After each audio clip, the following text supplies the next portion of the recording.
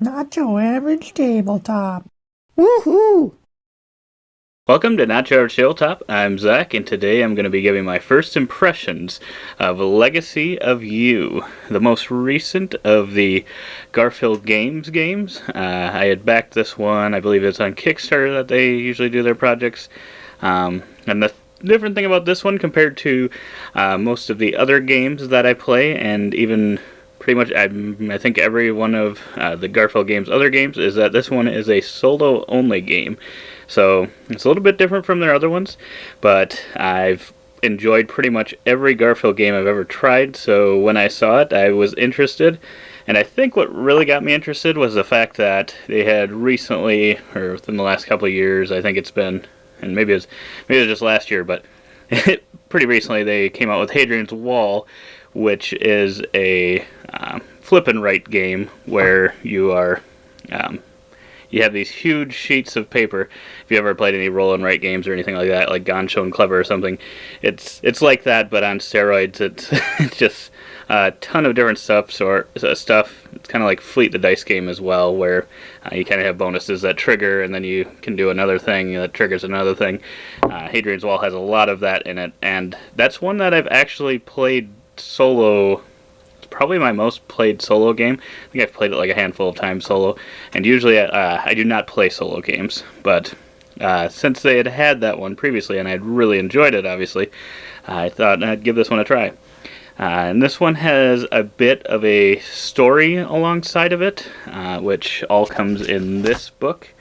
And if you want to kind of see the components a little bit better, I do like that they have this tray here, and it kind of separates everything really nicely. It's really a solid thing, especially for a solo game, because you can kind of have it off to your side and just be picking things out of it. It's a perfect insert, I think, for this type of game. But if you want to have a better look at that, you can check out our unboxing video. And actually, in that one, I accidentally show some cards. We'll see how I end up editing that, but those might be in there as well. It's kind of spoilery, but just based on my first, so I played 2 games of this. Based on those 2 plays, I don't know that it's majorly spoilery if you don't look at them extremely closely, because I didn't even notice, and I've already forgotten about what all of them kind of were. But yeah, so it's kind of got that element of being a solo game while also having a little bit of story. So those are 2 kind of new things that I hadn't had in Garfield games before, but kind of the main drive of the game. When I was watching video reviews of it when it was first coming out, seemed a lot like a lot of their other games, where you're using some worker placement and kind of getting different resources in order to hopefully do some more things. And in that way, it kind of, after these first 2 plays, it's kind of seemed like a little bit of maybe Paladins of the West Kingdom and Hadrian's Wall. Kind of a combination of those, where you're kind of trying to do as much as you possibly can by, if I do this, I can get maybe one more brick or one more wood, so then that'll allow me to do this, that'll allow me to do this. So it kind of has a little bit of that feeling that you get from Hadrian's Wall, but not quite to that level. But I think Paladins kind of has that a little bit too, if you're unlocking certain things or sometimes making things cheaper. But yeah, so going into this, I was really excited, and I think after those 2 plays, which were both losses actually, and I lost the same way, there's a few ways to lose in this game, and it's really potentially it'd be a 13 game kind of story potentially, because it's either once you lose 7 games, not straight games, but 7 games overall, or win 7 games over, whichever comes first, that determines kind of your overall win or lose.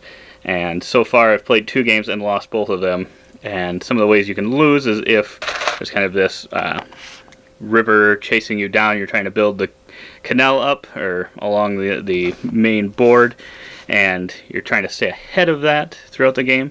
And that's one of the things to manage. But then you've also got barbarian cards that come out on the top of the board that you have to kind of fight off and keep back. And each round you're kind of adding more of those cards, and as you're clearing more of the canal, actually more of them end up showing up. So it's kind of a compounding thing, and that's kind of how I lost both times, is the barbarians attacked.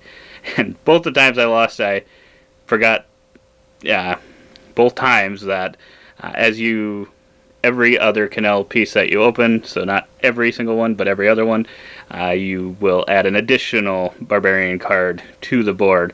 And both times I revealed an additional symbol and thought, oh yeah, I only have to defend it or add 3 more barbarians back or 2 more barbarians back, and then it ends up being an additional one, and that ended up getting me.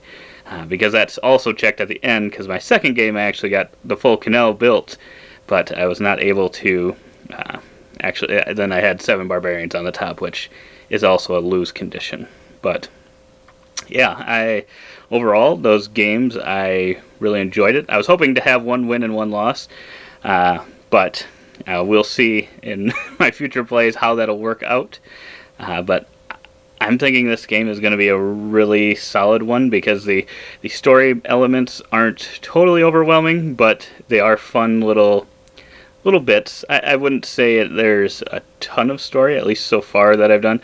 There's just kind of, when you interact with some cards, sometimes they'll say, oh, go read passage whatever from, you got this book here that you read in there. And then it's kind of the same after different games. When you win or lose, you will have to read a certain section of there. And both times in my losses, I've received something that'll help me in future games.